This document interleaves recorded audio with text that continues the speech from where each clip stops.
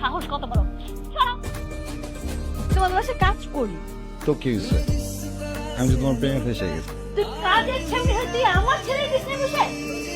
তুমি একটা কাজের মেয়ে হয়ে তুমি আমার ছেলেকে পোষ্য করো? তুই হ্যাঁ নির্লজ্জ কোথাকার। দেখো মা, ওর কোনো দোষ নাই। তোরা এই বাসায় কাজ করতে হবে না, তুই তো কাপড় চোপড় নিয়ে বাইরে যা। ও কোথাও যাবে না। হ্যাঁ, কোথাও যাবে না। ওর সাথে আমি আমার ছেলের বিয়ে দেব। কি? হ্যাঁ, সামনে মাসে 23 তারিখে আমি ওদের দুজনের বিয়ে দেব। দোস্ত, তোকে আমি কতবার বললাম চল দুই দোস্ত মিলে একটা রেস্টুরেন্ট বিজনেস। তুই এর বাসায় কি করবি? ওর মেয়ে। তোর মেয়ে? বাবা, তুই কি তোর বাবা? হ্যাঁ। আমি যদি জানতাম নোবা তোর মেয়ে, তাহলে তো কবে আমার ছেলের সাথে নোবার বিয়ে দিয়ে দিতাম।